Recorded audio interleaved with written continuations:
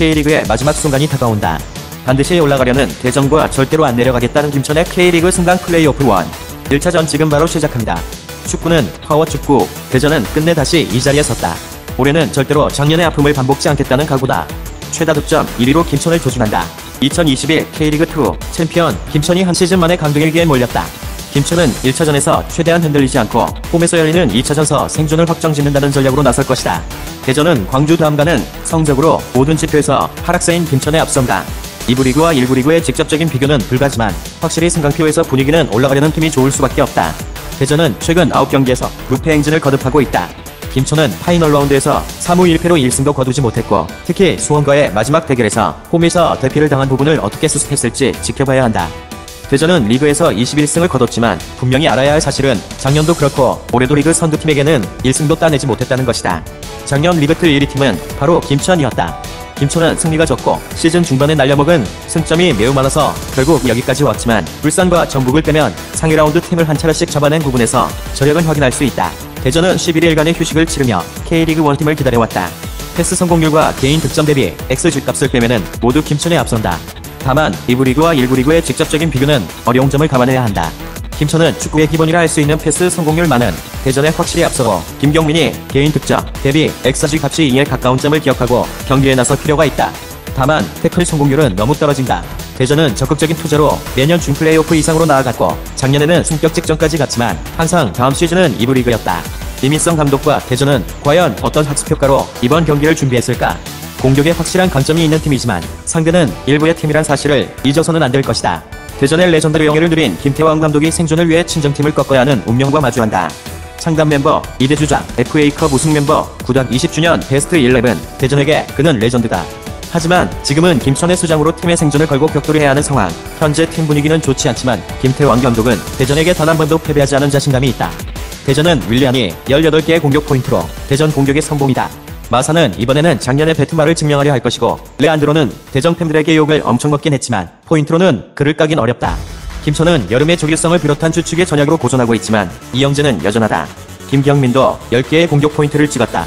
김지현의 활약은 아쉽지만 권창훈 선수만큼의 아쉬움은 아니다. 최근 단기전 맞대결은 대전 시티즌 시절과 상주 상무 시절의 대결인 2012년 FA컵 16강전 대전은 유상철 감독이 상주 성문한 박항석 감독의 팀을 이끌었다. 사제간의 대결에서 연장까지 2골씩 주고받는 혈투 끝에 대전이 승부차기로 상주 상무를 제압하고 8강으로 나간다. 대전은 조유린, 김민덕, 이창근, 레안드로, 임덕근 선수 순으로 많이 나왔다. 작년 이맘때와 다른 건 조유린, 이창근, 레안드로 등 전 포지션에 걸친 이적생들의 활약일 것이다. 김천은 이영재, 강윤성, 박지수, 김지현, 고승범 선수가 경기에 많이 나섰다. 김천은 전역으로 선수가 빠져도 선수 퀄리티는 걱정할 필요가 없는 팀이다. 디펜스 맨타워는 6대2로 대전이 앞선다. 대전은 조유린, 김천은 박지수로 대표되는 국회 선수들의 활약에 주목해야 한다. 김천은 공중경화, 클리어링, 인터셉트, 클린시트까지 수치상으로 대전에 많이 밀린다. 하지만 1부와 2부 차이는 감안해야 하기에 직접적으로 비교는 불가하다. 윌리안 13골, 김경민 8골, 윌리안 5도움, 이영재 8도움, 패스 성공률 권원진 90.8, 윤석준 93.6%, 최다 출장시간 조유린 2880분, 이영재 2912분, 팀 내 최고 몸값 가치는 카이저 42억 5천, 권창훈 21억 3천대다. 서영재 선수는 작년 주장을 올해는 김민덕에게 물려주며 마음 편히 시즌을 치르고자 하였지만 부상으로 작년만큼 많이 나서지는 못했다. 왼발을 잘 쓰는 레프트백이고 최근 5경기 연속 출장, 무엇보다 작년 김천과의 4차례 대결에서 모두 풀타임으로 뛰었다. 하지만 김천 상대로 대전은 수비에서 허점을 드러냈다. 작년 강원전도 마찬가지다. 서영재가 자신을 증명해야 하는 이유다. 김천은 만능 측면 수비수 유일현 선수가 있다. 올 시즌 1부, ACL, 4부 리그를 누비며 그야말로 여러 팀들을 상대했고 이제는 승강표를 가져왔다. 본인에게는 롤러코스터 같은 시즌이었을 것이다. 최근에는 9경기 연속 출전으로 중용받고 있다.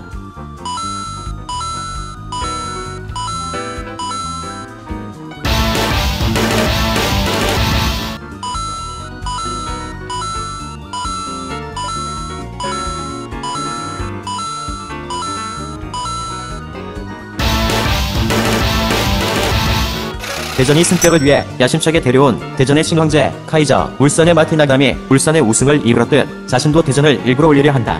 초반 5경기 연속 공격 포인트로 활약했지만 황제라는 닉네임에 무색하게 깊은 침묵에 빠진 요즘이다. 우선 지난 안산전 성공 복귀한 점은 좋다. 김천 상무는 처음 상대한다. 자신이 일부에서 통할지 안 통할지 가늠할 중요한 경기가 될 것이다.